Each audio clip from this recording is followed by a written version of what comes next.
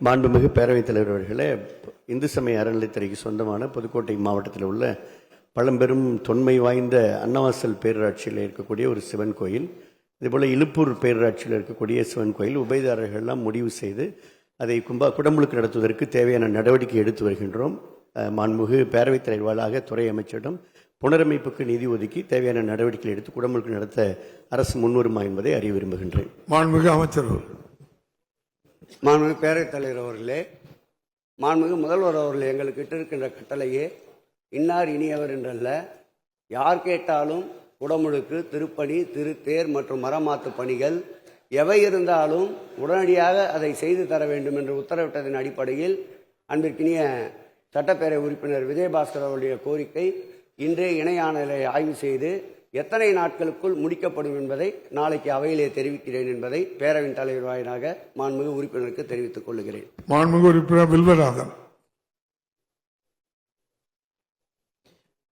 மாண்புமிகு பேரவைத் தலைவர் அவர்களே, மாண்புமிகு மக்கள் முதல்வர் தாயுள்ளம் கொண்ட முதல்வர் அவர்களை வணங்கி மற்றும் துணை முதலமைச்சர் அவர்களையும் வணங்கி எனது ஆம்பூர் சட்டமன்ற தொகுதியில் ஆம்பூர் நகரில் உள்ள பழமை வாய்ந்த அருள்மிகு நாகநாத சுவாமி திருக்கோயிலுக்கு புதியதாக திருத்தேர் உருவாக்கப்பட்டுள்ளது.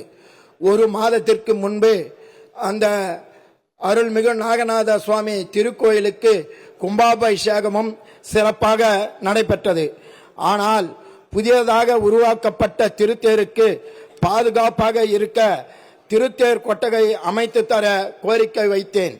அதன் அடிப்படையில் துறை மூலம் அந்த திருத்தேருக்கு அந்த கோயில் நிதியில் கட்டிக்கொள்ள ரூபாய் 35 லட்சத்திற்கு ஆணை பிறப்பிக்கப்பட்டுள்ளது.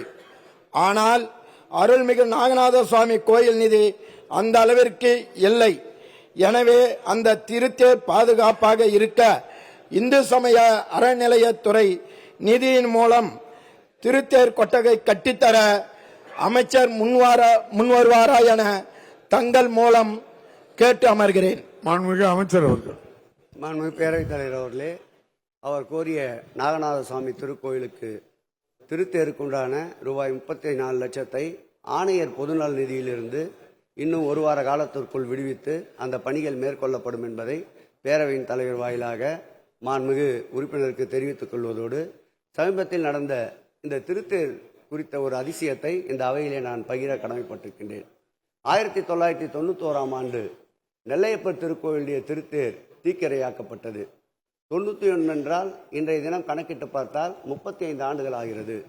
மாண்புமிகு தமிழக முதல்வர் அவர்கள் கடந்த ஆண்டு திருநெல்வேலிக்கு சென்றபோது அந்த தீக்கிரையான தேர் பற்றிய விவரம் அறிந்து அவர் பொது மேடையிலே அறிவிக்கின்றார், இந்த நெல்லையப்பருடைய வெள்ளி திருத்தேர் ஓராண்டுக்குள் புதுப்பிக்கப்படும் என்று. அதோடு இல்லாமல் இந்த ஆண்டு மீண்டும் அங்கே திருநெல்வேலி மாவட்டத்திலே அரசு நிகழ்ச்சியிலே கலந்து கொள்கின்ற பொழுது ஜனவரி மாதம் முதல் வாரத்தில் அந்த வெள்ளி திருத்தேர் மக்கள் பயன்பாட்டிற்காக தேர் திருபவனி வரும் என்று அறிவித்தார்.